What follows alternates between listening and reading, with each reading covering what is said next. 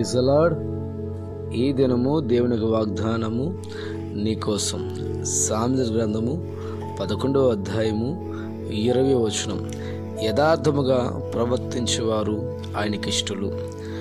దేవుని ప్రజలారా, దేవుడికి ఇష్టమైనటువంటి వారు కొంతమంది ఉంటారు. వారిలో యథార్థంగా ప్రవర్తించేవారు అనే మాట మనకు కనబడుతుంది. యథార్థత అనే మాటకు అర్థము నువ్వుగా ఉండడము. నువ్వు వేరే స్వభావం కలిగి లేకుండా, దేవుడు ఏ ఉద్దేశాన్ని బట్టి, ఏ ప్రణాళికను బట్టి నిన్ను నిర్మించుకున్నాడో, నిన్ను నడిపిస్తున్నాడో ఆ నడిపి మేరకు నువ్వు వెళ్ళడమే యథార్థత.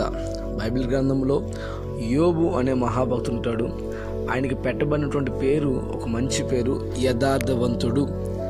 సో ఆయన ఎంత యథార్థవంతుడు అంటే, ఆయన జీవితంలో కష్టాలు వస్తున్నా, బాధలు వస్తున్నా, ఇబ్బందులు వస్తున్నా, అనారోగ్యం ఎదురవుతున్నా, ఆస్తి అంతా పోతున్నా, బిడ్డలందరూ మరణానికి అప్పగించబడుతున్నా సరే, యోబు గారు ఈ యథార్థత అనేది విడిచిపెట్టలేదు.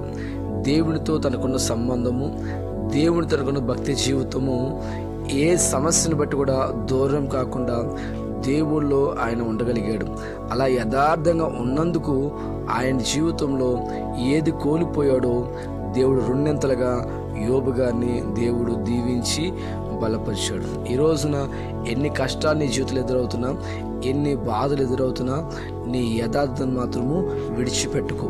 యథార్థవంతులకి ఆయన ఏ మేలు చేయక మానడు. ఎందుకంటే యథార్థంగా జీవించడము దేవుడికి ఇష్టం. కనుక దేవుడికి ఇష్టమైన బిడ్డగా నువ్వు ఉండాలనుకుంటున్నావా? అయితే యథార్థంగా జీవించు. దేవుని నామంలో ఉన్నతంగా ముందుకు కొనసాగాలని కోరుకుంటూ ఈ వాగ్దానము మీ జీవితంలో ప్రభు నెరవేర్చును గాక. ఆమేన్.